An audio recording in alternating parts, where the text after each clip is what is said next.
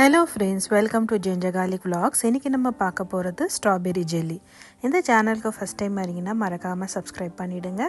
அதே மாதிரி பெல் பட்டனையும் கிளிக் பண்ணி வெச்சுக்கோங்க. வாங்க வீடியோக்குள்ள போலாம். குட்டீஸ்க்கு ஜெல்லிஸ் ரொம்ப பிடிக்கும். ஸோ அதனால் ஷாப்புக்கு போயிட்டு நாங்கள் என்ன ஜெல்லிஸ் வாங்கலாம் சொல்லி செலக்ட் பண்ணிகிட்டு இருக்கோங்க. நிறைய ஜெல்லி ஃப்ளேவர்ஸில் நிறையவே இருந்தது. ஸோ அதில் பார்த்திங்கன்னா நாங்கள் ஸ்ட்ராபெரியும் ஆரஞ்சும் பிக் பண்ணி வந்திருக்கோம். ஸோ இப்போ ஃபஸ்ட்டு ஸ்ட்ராபெரி ஜெல்லி தான் நம்ம பண்ண போகிறோம். ஸோ என்னோடய டாட்டர் அவளே பண்ணுறேன்னு சொல்லிட்டு ரொம்ப இன்ட்ரெஸ்ட் எடுத்து பண்ணிகிட்டு இருக்கா. ஸோ அவளுக்கு நாங்கள் அசிஸ்ட் பண்ணிவிட்டு கூட பக்கத்துலேயே தான் இருக்கோம்.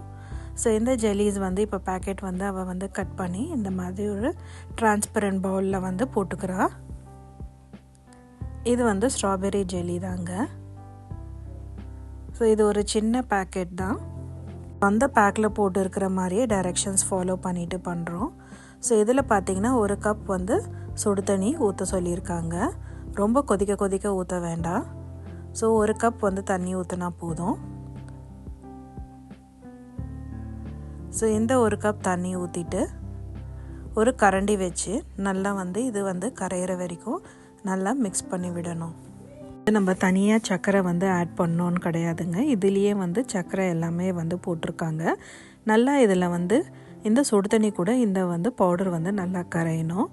ஸோ அதுக்கப்புறம் நம்மளுக்கு ஒரு கப் பச்சை தண்ணி நல்லா கோல்டு வாட்டர் ஆட் பண்ண சொல்லியிருக்காங்க. கரெக்டாக ஒரு கப் பச்சை தண்ணியும் மெஷர் பண்ணி கொடுத்துருக்கோம். அதுவும் அந்த பவுலில் ஆட் பண்ணிக்கிறாங்க.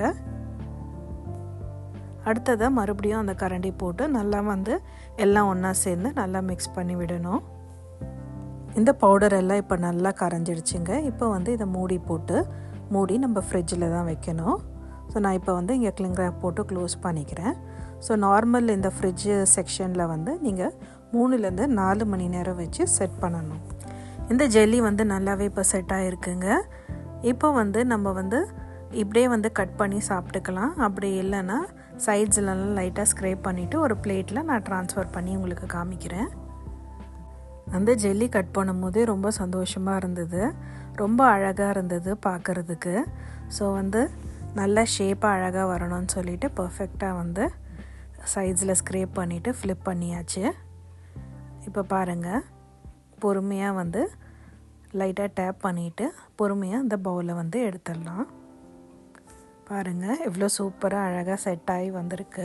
இந்த ஜெல்லிஸ் அப்படியே சாப்பிடலாம். அப்படி இல்லைன்னா நம்ம நிறைய டெசர்ட்ஸ்லாம் செய்கிறாங்க, சர்பத் அந்த மாதிரி எல்லாத்துலேயும் இது போட்டு சாப்பிடலாம். பசங்களுக்கு அப்படியே நம்ம கட் பண்ணி கூட கொடுத்து சாப்பிடுவாங்க.